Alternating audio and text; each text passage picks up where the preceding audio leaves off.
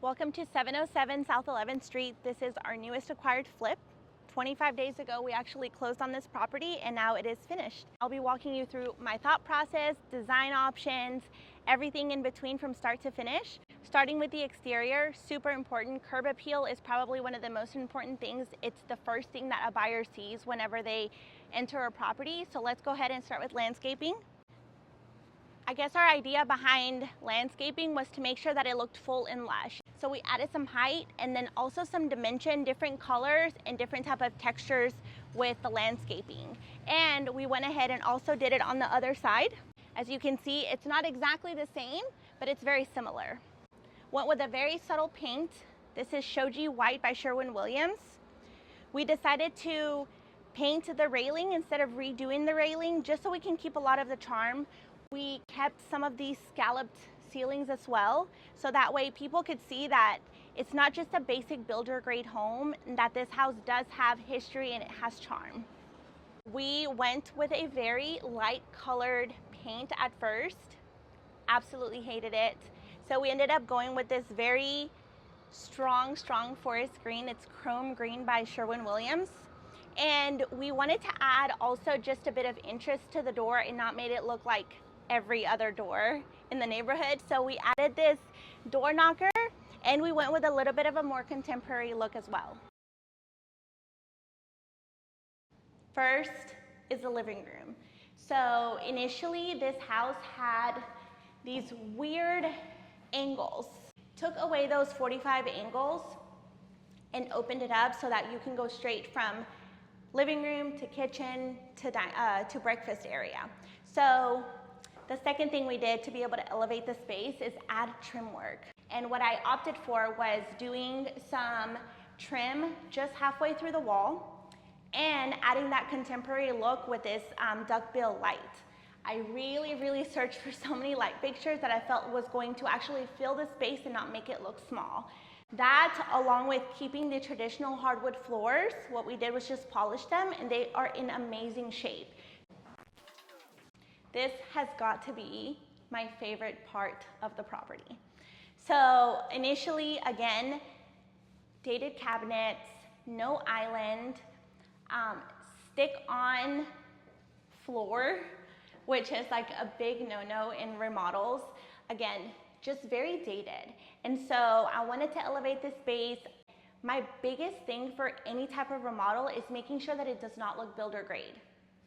So I try to take very basic things and elevate them, add either color, add texture, add different type of metals, and that way it can look just a little bit different than the other property that the owners or that the future buyers are looking for. First, I want to start with the cabinets.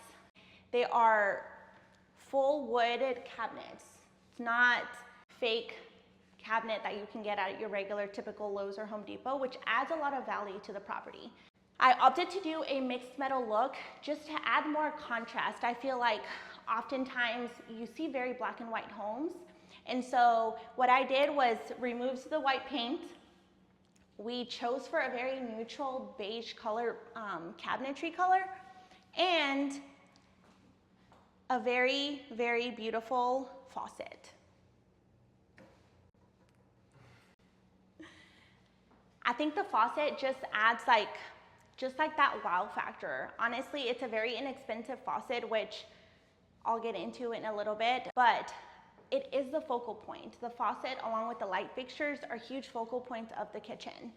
We went for something a little bit different, just again, to add to that contemporary look, and so we went with a very beautiful matte black and stainless steel finish. Fully opened microwave door with a touchscreen in the front. My favorite part, countertops. Shout out to Extreme Stones.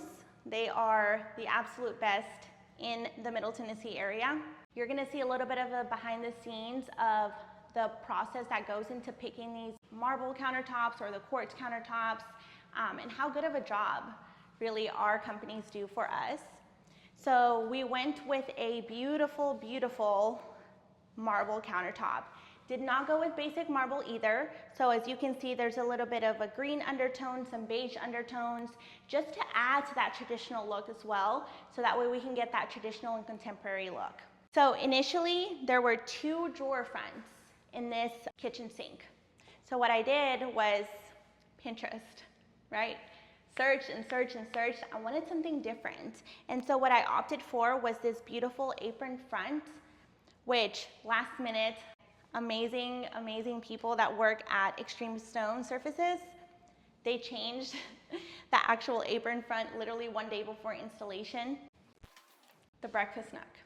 This space was closed off with these 45-degree angles on each side, and so we opened them up.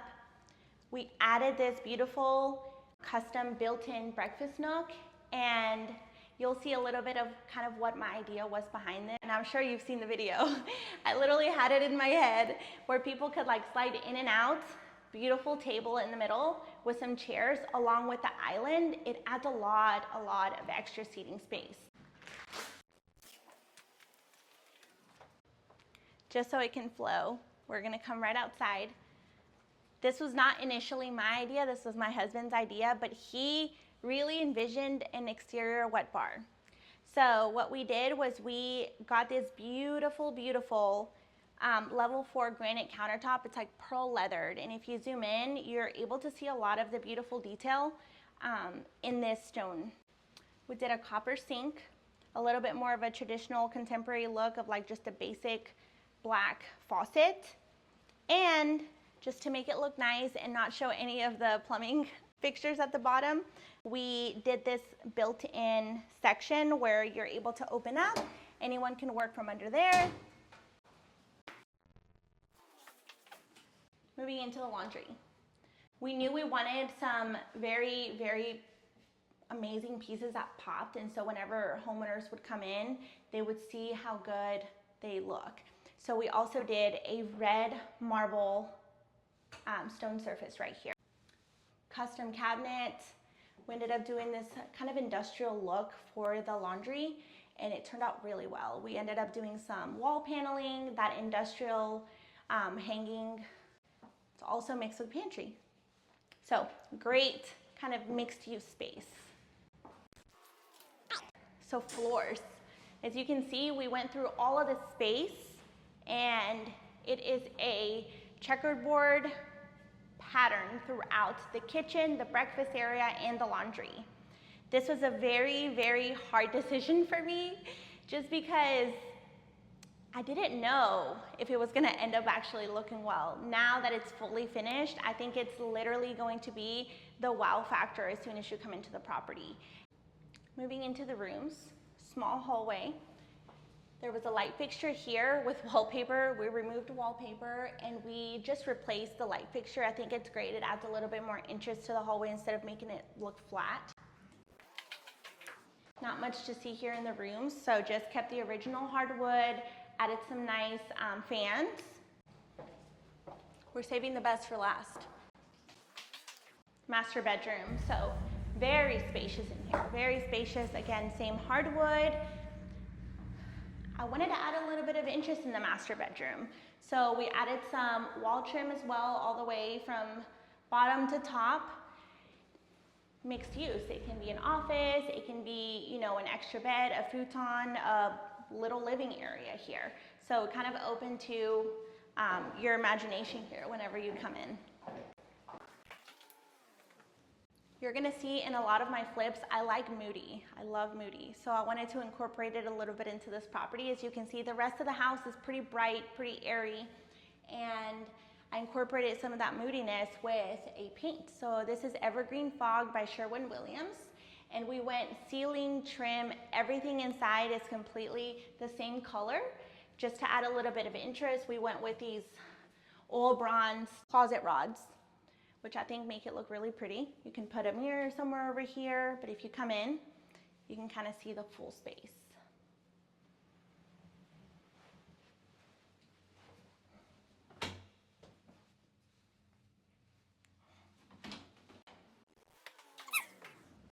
Best for last. This is like, I feel like my first masterpiece. I love this bathroom. This is my favorite bathroom to date.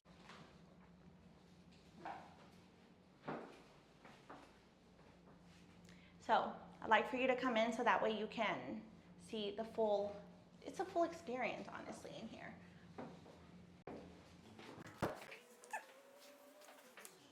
So against a lot of people's suggestions, this wall used to be the same color of the rest of the property. I went dark, and I feel like it just creates kind of more of an impact in this room and in this space. The bathroom, you'll see some before and afters here soon, but the bathroom was just very, it did not flow. So I knew that if there was going to be anything that we demolished was going to be the bathroom. So we opened up the space completely. We opted to not do a tub in this property. We wanted it to be more of a wow factor. And so if you could see right here, we went with a double head shower. So if there's any type of young couples, I feel like it's just been such a great addition to our personal home, and we enjoy it, and I feel like there's going to be a lot of people who are going to be able to get to enjoy that double shower head. We went with a beautiful dark walnut wood with some marble countertops and the champagne bronze from Delta. We also did a pivot mirror and just kind of like a not basic light.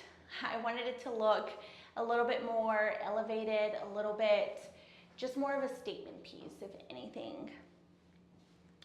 Now, the tile.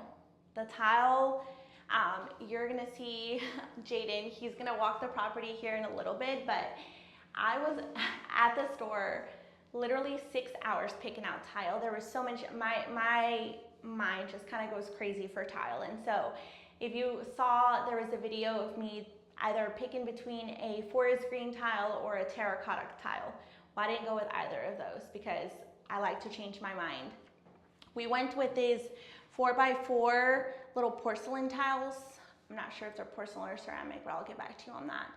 And we wanted that wow factor. So we went with some marble, kind of like a big statement in the middle of the bathroom. And so you could take a look.